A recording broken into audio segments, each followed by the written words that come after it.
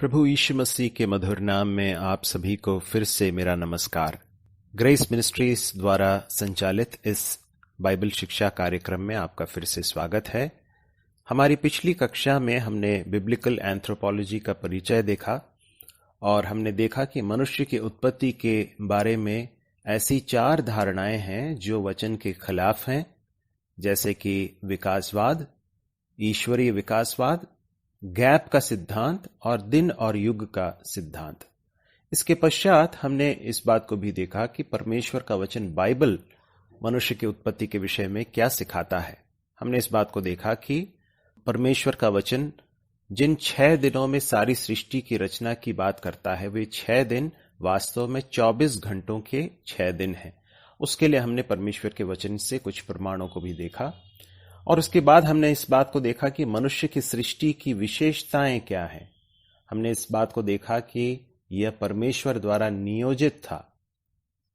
हमने यह भी देखा कि यह प्रत्यक्ष, विशेष और तत्काल था। आज हम इसकी तीसरे विशेषता को देखेंगे और वो यह है कि इसमें 2 पहलू शामिल थे। पहली बात, परमेश्वर ने मनुष्य की सृष्टि के लिए भूमि से धूल का इस्तेमाल किया और दूसरा यह है कि उसमें जीवन का श्वास फूंक दिया। पहली बात को हम समझने की कोशिश करें कि परमेश्वर ने मनुष्य की सृष्टि के लिए भूमि से धूल का इस्तेमाल किया या भूमि की मिट्टी का इस्तेमाल किया। मनुष्य के शरीर में 16 ऐसे तत्व हैं जो मिट्टी में पाए जाते हैं, जो इस बात का स्पष्ट प्रमाण है कि वह भूमि की धूल से या मिट्टी से बनाया गया। पहला कुरिन्थियों 15वां अध्याय उसके 47 से लेकर 49वें पद तक हम इस तरह से पढ़ते हैं। प्रथम मनुष्य धरती से अर्थात मिट्टी का था, दूसरा मनुष्य स्वर्गीय है। जैसा वह मिट्टी का था वैसे ही वे भी हैं जो मिट्टी के हैं, और जैसा वह स्वर्गीय है वैसे ही वे भी हैं जो स्वर्गीय हैं। और जैसे हमने उसका रूप धारण किया जो मिट्टी का था, वैसे ही हम उस स्वर्गीय का भी रूप धारण करेंगे। यहां पर प्रेरित पौलुस प्रथम आदम या पहले आदम के विषय में और अंतिम आदम के विषय में बताते हैं। पहला आदम स्वाभाविक रूप से पहले बनाए गए मनुष्य के बारे में बताता है और अंतिम आदम प्रभु यीशु मसीह की ओर इशारा करता है। और यहां पर हम समझ सकते हैं कि पहला आदम मिट्टी से बनाया गया था, इसके बारे में स्पष्ट रूप से प्रेरित पौलुस यहां पर बताता है। इसके अलावा दूसरा कुरिन्थियों 4 अध्याय के 6 और 7 को यदि हम पढ़ें तो वहां पर भी इस बात की ओर इशारा है कि मनुष्य का शरीर मिट्टी से बना है। दूसरा कुरिन्थियों 4 अध्याय 6 और 7 को हम पढ़ेंगे। इसलिए कि परमेश्वर ही है जिसने कहा, अंधकार में से ज्योति चमके, और वही हमारे हृदयों में चमका कि परमेश्वर की महिमा की पहचान की ज्योति यीशु मसीह के चेहरे से प्रकाशमान हो। परंतु हमारे पास वह धन मिट्टी के बर्तनों में रखा है कि वह असीम सामर्थ्य हमारी ओर से नहीं वरन परमेश्वर ही की ओर से ठहरे। यहां पर भी इस बात का स्पष्ट प्रमाण है कि मनुष्य का शरीर मिट्टी से बनाया गया। तो इसमें हमने पहले पहलू को देखा, वो यह है कि परमेश्वर ने मनुष्य की सृष्टि के लिए भूमि से धूल का इस्तेमाल किया। दूसरा पहलू उसका यह है कि उस मिट्टी के द्वारा बनाए गए उस रूप के अंदर उसके नथुनों में परमेश्वर ने जीवन का श्वास फूंक दिया और इससे मनुष्य जीवित प्राणी बन गया।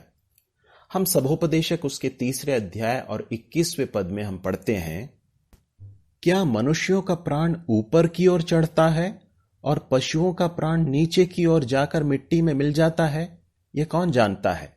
यहां पर भी इस बात की ओर इशारा है कि मनुष्य के अंदर जो प्राण दिया गया है, परमेश्वर ने जो जीवन का श्वास फूंका, वह उसे जानवरों से बिल्कुल भिन्न बना देता है। हालांकि एक ही वाक्यांश जीवित प्राणी का प्रयोग हम पहले अध्याय के 21वें पद में और 24वें पद में और दूसरे अध्याय के 19वें पद में हम देख सकते हैं। उन भागों को भी पढ़ेंगे। इसलिए परमेश्वर ने जाति जाति के बड़े बड़े जल जंतुओं की और उन सब जीवित प्राणियों की भी सृष्टि की जो चलते फिरते हैं। ये पहले अध्याय के 21वें पद को हमने पढ़ा। अब इसके 24वें पद को हम पढ़ें। वहां लिखा है, फिर परमेश्वर ने कहा, पृथ्वी से एक एक जाति के जीवित प्राणी अर्थात घरेलू पशु और रेंगने वाले जंतु और पृथ्वी के वन पशु जाति जाति के अनुसार उत्पन्न हो, और वैसा ही हो गया। अब हम इसके दूसरे अध्याय के 19वें पद को पढ़ें। और यहोवा परमेश्वर भूमि में से सब जाति के बनैले पशुओं और आकाश के सब भांति के पक्षियों को रचकर आदम के पास ले आया कि देखे कि वह उनका नाम क्या क्या रखता है। और जिस जिस जीवित प्राणी का जो जो नाम आदम ने रखा वही उसका नाम हो गया। तो इन सभी भागों में हम इस बात को देख सकते हैं कि मनुष्य के अलावा जो जानवर बनाए गए थे, जीव जंतु बनाए गए थे, उनके लिए भी इस वाक्यांश का प्रयोग किया गया है, अर्थात जीवित प्राणी। इसका उपयोग भले ही किया गया है, परंतु इसलिए कि मनुष्य को परमेश्वर ने अपने स्वरूप में बनाया और जानवरों को परमेश्वर के स्वरूप में नहीं बनाया गया है, इसलिए मनुष्य और जानवरों के बीच में एक बहुत स्पष्ट अंतर मौजूद है। अब हम मनुष्य की सृष्टि का तरीका क्या था, इस पर अध्ययन करेंगे। परमेश्वर ने मनुष्य को अपने स्वरूप में और अपनी समानता के अनुसार बनाया। ऐसा हम उत्पत्ति की पुस्तक पहले अध्याय के 26वें और 27वें पद में पढ़ सकते हैं। स्वरूप और समानता, ये जो दो शब्द का प्रयोग किया गया है, इसका अर्थ क्या है? वास्तव में यहां पर एक ही अवधारणा को समझाने के लिए दो शब्दों का प्रयोग किया गया है। परमेश्वर का स्वरूप क्या है, इसके विषय में कुछ अवधारणाएं हैं। पहला है कॉर्पोरियल दृष्टिकोण। इस दृष्टिकोण के अनुसार परमेश्वर का एक शारीरिक स्वरूप है जो मनुष्य को दिया गया है। इस दृष्टि को स्वीकार करने के मार्ग में दो बाधाएं खड़ी होती हैं। पहला, चूंकि परमेश्वर आत्मा है और उनका कोई शरीर नहीं है, ऐसे में कैसे कहा जा सकता है कि परमेश्वर का स्वरूप शारीरिक है? और दूसरा, जानवरों के शरीर तो होते हैं, लेकिन ऐसा नहीं कहा जाता है कि वे परमेश्वर के स्वरूप में बने हैं। इसलिए शारीरिक रूप से इस स्वरूप का संबंधित होना जरूरी नहीं है। तो फिर बाइबल का दृष्टिकोण इस स्वरूप और समानता के विषय में क्या है? बाइबल परमेश्वर के स्वरूप को व्यक्तित्व एवं आत्मिकता के पहलुओं से जोड़ता है, जैसे कि नैतिक समानता, भावनात्मकता, प्रभुता, इच्छा शक्ति का अभ्यास और बौद्धिक शक्ति, अर्थात सोचने, समझने, बोलने, संगठित करने आदि की क्षमता। इसके अलावा चूंकि परमेश्वर आत्मा है, इसलिए मनुष्य को उनके स्वरूप की यह विशेषता दी गई है, अर्थात आत्मा दिया गया है, जिसके द्वारा वह परमेश्वर के साथ एक आत्मिक संबंध में रह सकता है। सार में कहें तो मनुष्य का परमेश्वर के स्वरूप में होने का अर्थ यह है कि वह एक बुद्धिमान, स्वयं निर्णय लेने में सक्षम और नैतिक और आत्मिक व्यक्ति है। परमेश्वर के स्वरूप के अर्थ को समझने के लिए हम कुछ शब्दों को देखेंगे। सबसे पहला है बौद्धिक समानता। बौद्धिक समानता से तात्पर्य है तार्किकता, रचनात्मकता। हम देख सकते हैं कि आदम ने जानवरों को नाम दिए, वो वाटिका की देखभाल करता था। मनुष्यों के द्वारा किए गए अनेक जो वैज्ञानिक शोध हैं और आविष्कार किए गए हैं, इन सभी को देखकर स्वाभाविक रूप से यह समझा जा सकता है कि परमेश्वर ने उसे एक ऐसी बुद्धि दी है जो दूसरे प्राणियों में नहीं देखी जा सकती, और यह परमेश्वर के स्वरूप के कारण उसे मिला है। दूसरा जो शब्द है वो है नैतिक समानता, अर्थात सही और गलत को समझ पाने की क्षमता। यह एक ऐसी बात है जो जानवरों में नहीं देखी जा सकती।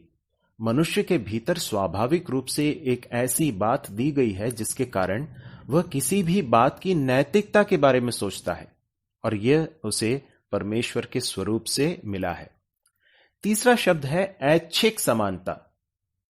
परमेश्वर स्वयं निर्णय लेने के लिए सक्षम एक व्यक्ति हैं, और यही गुण उन्होंने मनुष्य को भी दिया है, अर्थात स्वतंत्र इच्छा दी है। मनुष्य परमेश्वर द्वारा रिमोट कंट्रोल किया जाने वाली एक कठपुतली नहीं है।